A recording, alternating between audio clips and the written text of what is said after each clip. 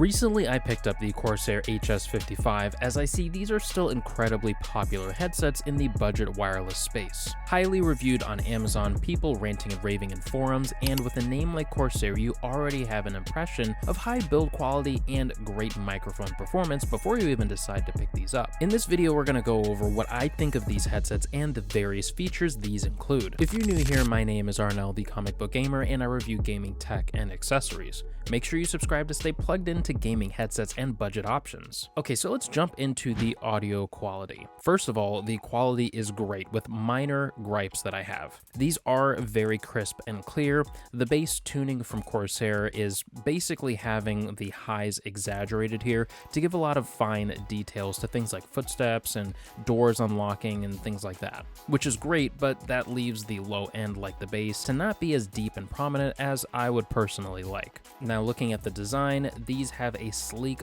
black design with mixed finishing like a matte black portion on the main ear cup with a sort of scratchy lenticular design to the back of the driver. I really like the lenticular design because it really adds a pop of intrigue, especially when light hits it. I also like that there's minimal buttons, and my favorite part is the volume wheel. It's intuitive and extremely satisfying as you hit each notch to change your volume level. So looking at the battery life, it is extremely solid at 24 hours on a single charge, and if you forget to charge, in only 15 minutes you will get 6 hours of battery life. Like I've said before, for me personally, anything more than 4 to 5 hours battery life in a single charge is great, since that's how long a gaming session is for me at most, at least in one sitting. That said, these don't come with a super easy to charge dock like the Pulse Elite, for example, making it nearly impossible to forget to charge, but that's also because these are much less expensive too. Speaking of the price, these typically hover around the $60 to $80 price range, but they often go on sale, and there's the used market, of course, where you can pick these up pretty easily for around $40 to $50 at any time, making these an affordable quality pickup in this price range. Now, the comfort is quite a bit of a mixed bag here because you're going to get thick ear cups that actually go pretty deep to put a lot of distance between your ears and the drivers inside, meaning that your ear isn't getting squished up or, kind of pressed up against with pressure inside the cup. The leather material does hold and trap in heat, so these can get pretty uncomfortable at times. For me, I pretty much get uncomfortable after about 30 to 45 minutes, so they're not the best for long gaming sessions. Now, the headband itself is also padded leather, and it is also metal reinforced underneath that padding as well for comfort and stability. It has a lot of flex to it and the adjustment angles to fit most head sizes. At 266 grams, these are lightweight, but they're not the lightest headset that are out there. So like I said before, after about 30 to 45 minutes, for me, I just have to take a break because the heat will build up behind my ears and the weight of the headset. It's just a combination of those two just make it enough to make me want to switch up my headsets mid-game. Now, we should probably talk about the connections because there's a little bit to kind of unpack here. So these come in either two ways to play audio. So you can either connect directly by 2.4 gigahertz Bluetooth, or you can use the wireless USB dongle. Now, of course, with nearly any kind of audio setup, anytime you can connect directly to the dongle, that's going to give you the most latency-free experience, and that is the preferred method for me as well.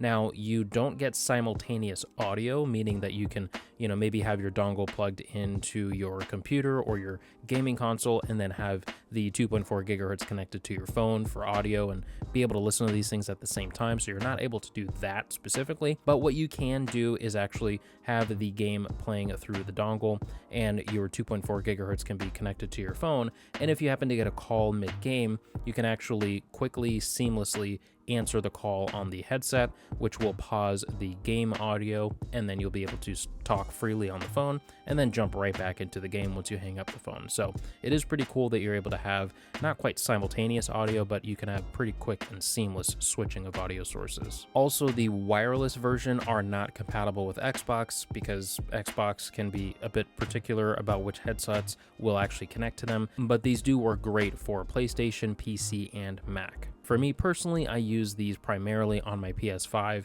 my Mac, and my Steam Deck. Now, some bonus things that I want to quickly touch on are a few good things and a few bad things. Starting with the microphone. The flip to mute microphone is a great feature that isn't revolutionary, but it can be missing from budget-oriented headsets like its competitors from Razer and SteelSeries. So it's great that these HS55 have it at a high build quality too. Immediately, you'll know if you're muted or not muted at any time because, well, the mic will be either up or down. You also get a satisfying click when you're putting it up in the muted position with an audible tone every time you switch between being muted or not. The microphone quality is incredible, probably my favorite in terms of overall audio quality for wireless headsets specifically.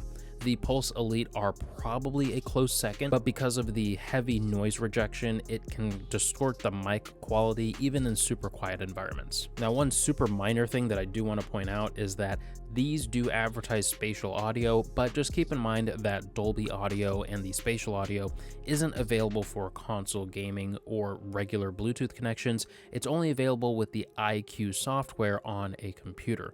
This is where you can create custom audio presets as well. Now, without using the software, you do have 4 built-in presets to choose from by pressing the volume scroll wheel, which will cycle through the different options with an audible beep to let you know which preset that you're in. Look, all in all, these are a fantastic pair of gaming headsets, especially if you can look past some of the inconveniences. If you're thinking about picking these up, I will have the best price I can find linked down below in the description and in the pinned comment. If you're curious about my thoughts on any other gaming headset, check out this playlist right here. I'll catch you in the next video. Peace.